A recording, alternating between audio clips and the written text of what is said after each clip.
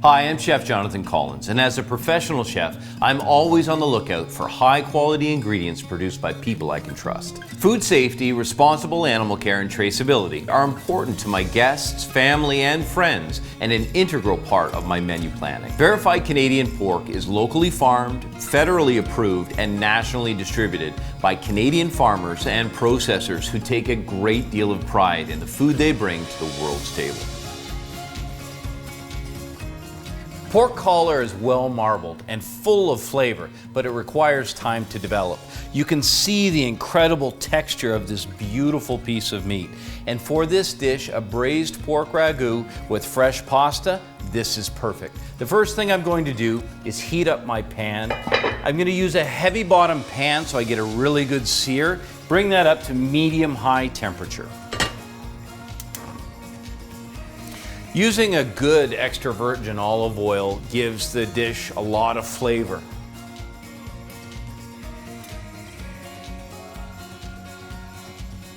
Braising uses a small amount of liquid over a long period of time, covered. So I'm just going to rub down this with a little bit of that olive oil, and it'll allow all the salt and pepper to stick so I can get really nice seasoning.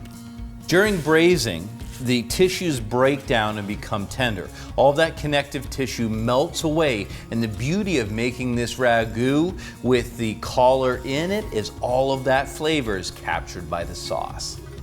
Make sure to saute all sides of the collar to ensure that flavor development in the bottom of the pan happens, and so you get a really nice crisp crust on the outside. While the pork collar crisps up, I'm going to prepare a flavor base using carrot, celery, and onion, but I'm also going to add leek and garlic, and then I've got some beautiful aromatics with the use of fresh thyme and rosemary. It's important to have equal parts of the mirepoix. Remove the root end and the tip. Slice the carrot lengthways, then quarter the carrot, and then nice 2 to 3 millimeter slices. This makes it bite-size, and it'll bring great flavor to the sauce, but at the same time, makes a really pleasant vegetable to eat. Split the ribs of celery down the center, and again, 2 to 3 millimeter slices. This is perfect for soups and stews as well. The leek, I'm going to remove the root tip, and then remove the bitter green from the top as well. This isn't good to consume, but it's nice for a stock. And then I'm just going to slice it in half, and then in half again. The leek is so fragrant. So these are quarters. It's important to give these a good rinse. I've rinsed these off, but they're often grown in sandy or clay loam soils, and that gets in there. And again, 2 to 3 millimeter slices. Remove the tip and the root from the onion. Slice in half. Just take the outer layer off. A nice fresh onion will only need 1 layer removed. And then divide it evenly, 4 slices on this size of onion. And again, that 2 to 3 millimeter wide slice, that makes it bite size. And there we have equal portions of carrot, celery, leek, and onion. With my flavor base ready, I want to check and make sure that this collar is ready to turn. After browning all sides, I'm ready to remove the pork collar. I want you to see this color. Absolutely spectacular. All of that flavor development is now inside that pan and will ultimately be in the sauce. I'm going to start putting in some of these veg. Careful as you put them in.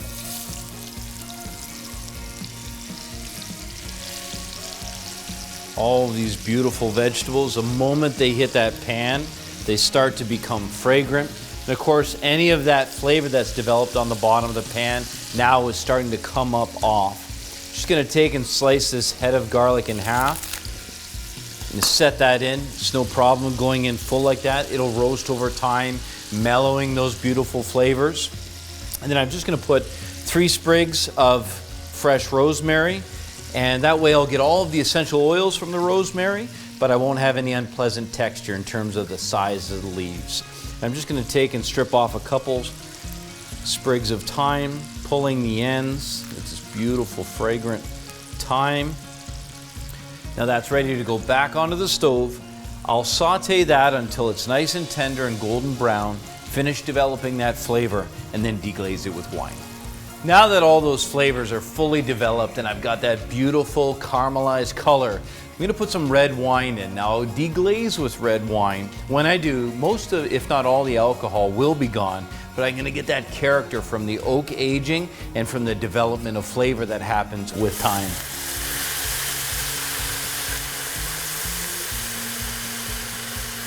With the red wine almost completely dry now and reduced inside the pan, I'm going to take and add some really nice seeded and peeled Roma tomatoes. Stir that in. Then I've got some of my own jarred tomato sauce. You can buy this, but this will give it a lot of richness and some acidity too to help balance out the fat. And you can see, I mean, I wish you could smell this. It smells so incredible. So all of those flavors are going to come together. Now lastly, I'll take the roast and gently set that inside there. And you can imagine that covered up, braised for a couple hours. This is going to make the most incredible pasta sauce. After braising for over 2 hours at low temperature, this pork shoulder is ready. It smells incredible. I'm just going to gently pull it out of the sauce. Oh, if I can, it's literally falling apart. Look at that. And set it on my board.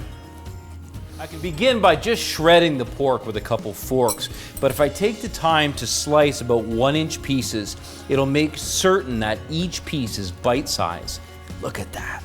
Such incredible fragrance, and all of that beautiful fat has melted away. Now that I have the slice, I just take and use the forks and just pull that apart.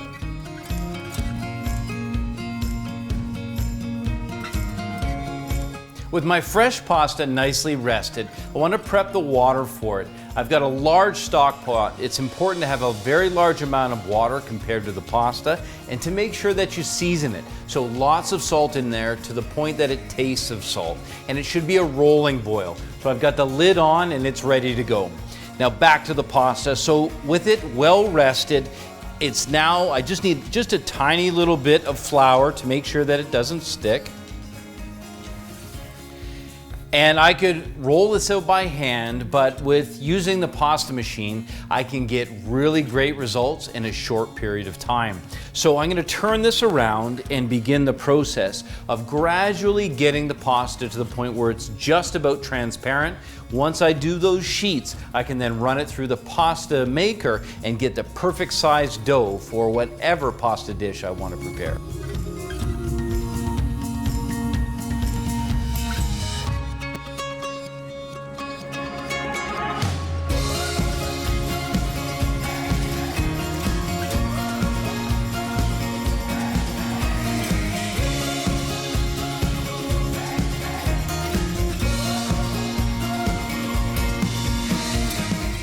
With a good rolling boil, I can gently put this fresh pasta in and it'll be ready when it floats to the top.